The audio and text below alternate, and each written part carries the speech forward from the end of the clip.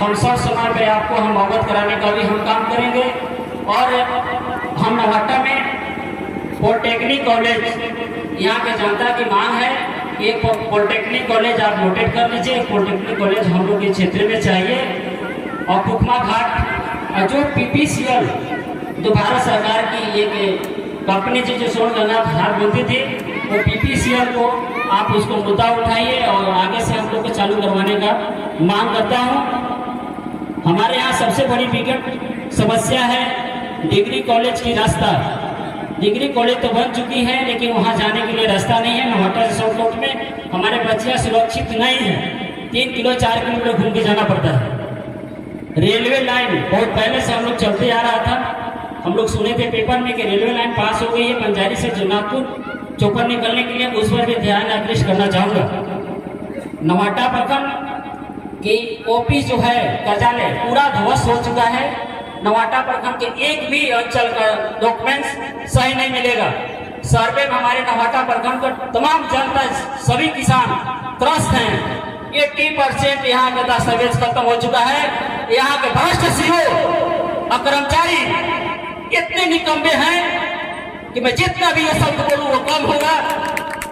मुझे तो गुस्से में लगता है कि मैं कुछ भी कर सकता हूँ, मुझे बहुत गुस्सा आ रही है। मैं सांसद महोदय से मैं आग्रह करना चाहूंगा, ये अंचल कार्यालय के जो भी हमारे भ्रष्ट जो हमारी CO है, मैडम है, अगर आपको अगर पावर है तो इस महीना में ट्रांसफर कर दीजिए। मैं नौहट्टा प्रखंड के तमाम जनता आजीवन आपका आभारी रहूंगा। निश्चित तौर पे हम लोग इतने दुख है इस CO से त्रस्त हैं कि बाहर से लेकर जो नागपुर तक तमाम जनता हमारे जिला पार्षद को गाली देता है लोग कि आप क्या करते हैं बैठ के। हम लोग परेशान हैं। यहाँ के ब्लॉक, यहाँ के हॉस्पिटल कैसी स्थिति है, रेफरल अस्पताल नाम लिया गया हॉस्पिटल का, लेकिन वहाँ पे 7 बेड नहीं है मरीजों का, 7 बेड नहीं है, रेफरल हॉस्पिटल नाम दिया गया है। इसको आप आवाज जोरदार सदन उठा के रेफरल तो PSC चला जाता है, नौहट्टा CSC चला जाता है, जो कि रेफरल अस्पताल चिमनी माज को आपको काजकाल में हम लोग देखना चाहते हैं। हम सभी जनता आपके साथ हैं। और हमारे यहाँ मूलभूत समस्या एक ही है, पानी।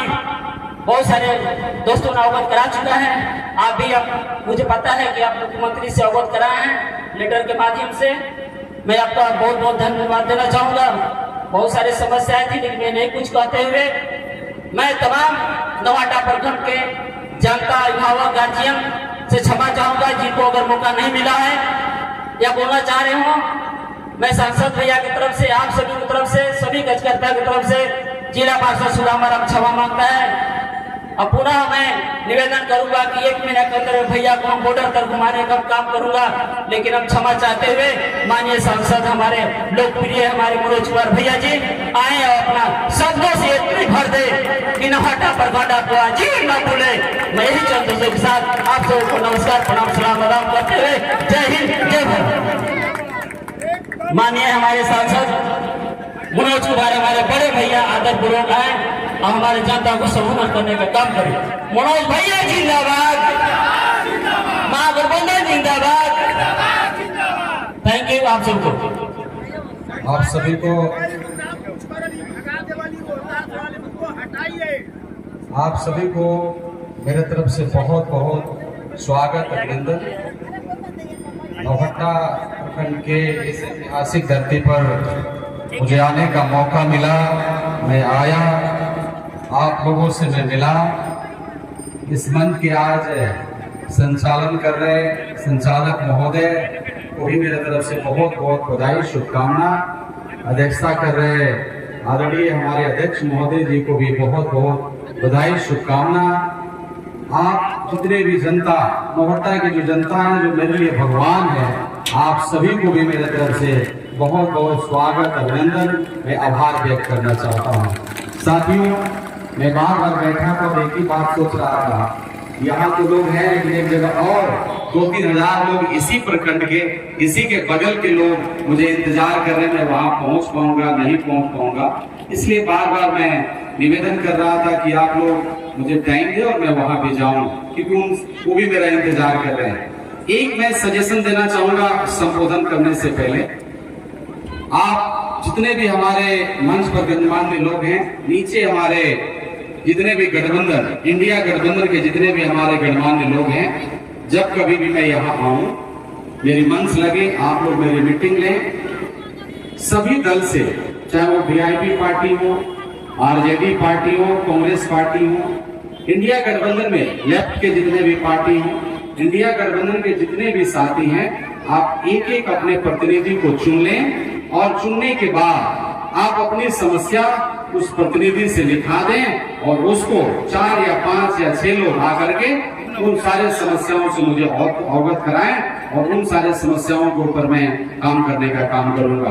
आज इस मंच पर उपस्थित है हमारे साथ चलकर परिषद के चेयरमैन के प्रतिनिधि आदरणीय हमारे हीरा राम जी को मैं बहुत बहुत धन्यवाद देना चाहता हूं, स्वागत अभिनंदन करना चाहता हूं, स्वागत अभिनंदन करना चाहता हूं पंकज राम का, जो एक नौजवान लड़का है, चिनारी विधानसभा में उभरता हुआ चेहरा है, उसको भी बहुत बहुत धन्यवाद, स्वागत अभिनंदन। साथ में इस मंच पर उपस्थित आदरणीय हमारे सतेंद्र बाबा हैं, दुबे जी हैं, ये हमारे पार्टी के वरिष्ठ नेता हैं, आपको भी मेरे तरफ से बहुत बहुत, आप सभी टीम जितने भी, संतोष जी, जितने भी इंडिया गठबंधन के टीम हैं, आप लोगों ने मिलकर के ये मंच सजाया। आप सभी इंडिया अलायंस के गठबंधन के अलग अलग कार्यकर्ताओं को मेरे तरफ से बहुत बहुत आभार, स्वागत अभिनंदन मैं करना चाहता हूँ। अभिनंदन करना चाहता हूँ मुनीर अंसारी जी हैं, संतरती जी और एक महिला है, साथ में बहुत सारे मंच पर उपस्थित लोग हैं, हमारे गार्जियन लोग हैं, आप सबों को भी मेरे तरफ से बहुत बहुत आभार, स्वागत अभिनंदन बधाई मैं देना चाहता हूं। नीचे जितने भी लोग हैं, मीडिया के साथी हैं, मीडिया के बंधु हैं, आप सभी को मेरे तरफ से बहुत बहुत बधाई, शुभकामना। जीतने के बाद ये नौहट्टा प्रखंड ऐतिहासिक प्रखंड है, इस प्रखंड में मुझे आने का मौका मिला। जब मैं गाड़ी से उतरा तो एक व्यक्ति बोले, चलिए आप देर आए लेकिन दुरुस्त आए। क्या है? देर आए दुरुस्त आए। इसलिए नौहट्टा प्रखंड के जनता को जय हो, आप सभी का बहुत बहुत धन्यवाद। मेरे मित्रों, आप सबको मालूम होगा मैं एक गरीब बाप का बेटा हूं, आप लोगों ने मुझे अपना बहुमूल्य मत दिया। उसकी एक छोटी सी कहानी चुनाव का आपके बीच में मैं रखूंगा। जब चुनाव चल रहा था, मैं पटना में था और एक रूम में बड़े बड़े मीडिया पर मेरा नाम दिखाया जा रहा था, मनोज राम ये है, मनोज राम वो है, बहुत प्रकार का ब्लेम, बहुत प्रकार का आरोप मेरे ऊपर लगाए जा रहे थे।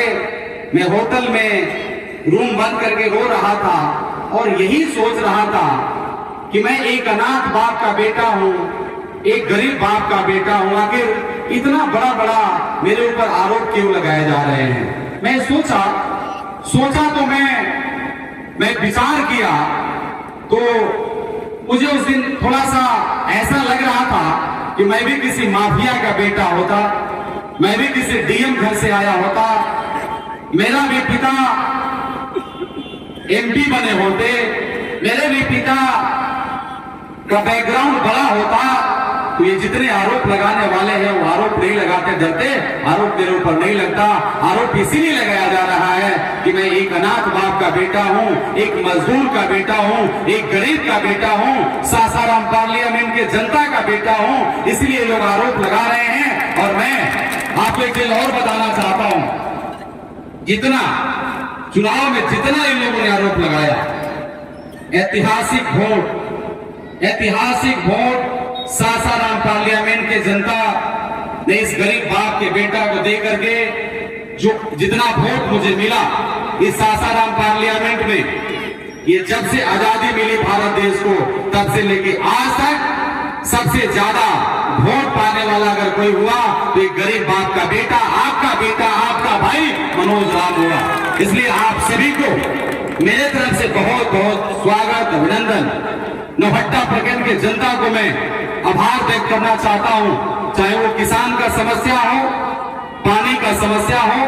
अभी एक मेरे भाई बता रहे थे सुदामा जी, यदि आप में पावर हो तो आप सीओ साहब को कल हटा के दिखा दीजिए। भाई आप जिला पार्षद हैं, इस मंच पर बहुत सारे अनुभवी लोग हैं, नीचे भी बहुत सारे अनुभवी लोग हैं, मेरे आवाज को भी बहुत सारे लोग सुनते हैं। लोकसभा का पावर जो है अगर नहीं जानते हैं तो आप किताब पलट करके पढ़ लीजिएगा। लोकसभा का पावर जो है पूरे देश में सर्वोपरि है और इसके पावर को सुप्रीम कोर्ट भी मानता है। सीओ को छोड़ दीजिए, थाना प्रभारी महोदय को छोड़ दीजिए, लोकसभा जो है पूरे देश का सबसे बड़ा सभा है।